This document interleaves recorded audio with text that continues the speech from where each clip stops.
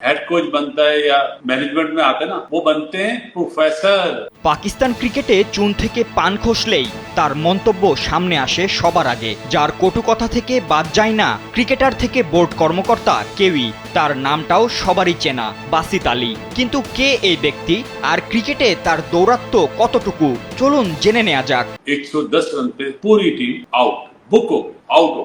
সময়টা 1985। মাত্র 15 বছর বয়সে পাকিস্তানের প্রথম শ্রেণীর ক্রিকেটে অভিষেক হয়েছিল কভার পয়েন্ট কিংবা নিখুঁত চোখ জুড়ানো পুল হুক শটে রাজত্ব করা এক তরুণ তুর্কির। একের পর এক চোখ ধাঁধানো পারফরম্যান্সে ক্যারিয়ারের শুরুতেই জানান দিয়েছিলেন যে তিনি লম্বা রেসের ঘোড়া। আর তাই তো এরপরই সরাসরি ডাকটাও পেয়েছিলেন পাকিস্তানের অনূর্ধ্ব 19 দলে। সেবার যুব দলের হয়ে ভারতের বিপক্ষে টেস্ট খেলতে নেমে করেছিলেন 189 রান। সেই বয়সেই বাসিত আলী তার টেকনিক ও টেস্ট টেম্পারমেন্টের পুরোপুরি জানানটাও দিয়েছিলেন। ওয়ালটন এখন দেশের সীমানা পেরিয়ে পৌঁছে গিয়েছে 50টিরও বেশি দেশে। ওয়ালটন, ঘরে ঘরে বিশ্বজুড়ে। এরপর আন্তর্জাতিক ক্রিকেটে পা ফেলতেও বেশি সময় নেননি এই ব্যাটসম্যান। ওয়েস্ট ইন্ডিজের বিপক্ষে মাত্র 22 বছর বয়সে ওয়ানডে ক্রিকেটে অভিষিক্ত হন তিনি।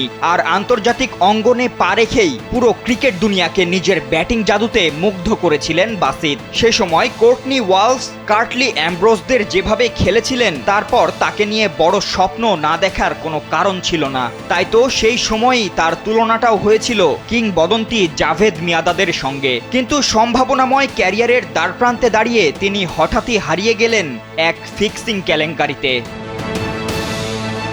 জানা গিয়েছিল অস্ট্রেলিয়া এশিয়া কাপ ফাইনালের সকালে বুকির কাছ থেকে ফোন পেয়েছিলেন তিনি। সেই ম্যাচে 10 রানের মধ্যে আউট হয়ে যাওয়ার জন্য তাকে প্রায় 10 লক্ষ রুপিও প্রস্তাব করা হয়েছিল।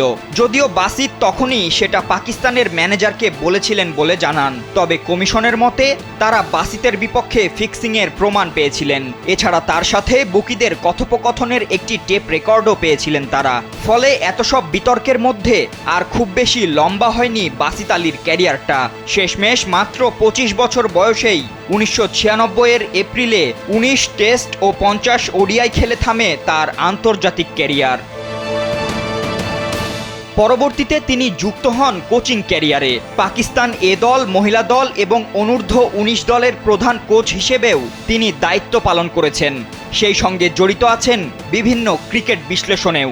আর সেখানেই তিনি নিজ দেশের খেলোয়াড়দের নিয়েই সমালোচনার ভান্ডার খুলে বসেন। ফাতিন ইশরাক, কালবেলা।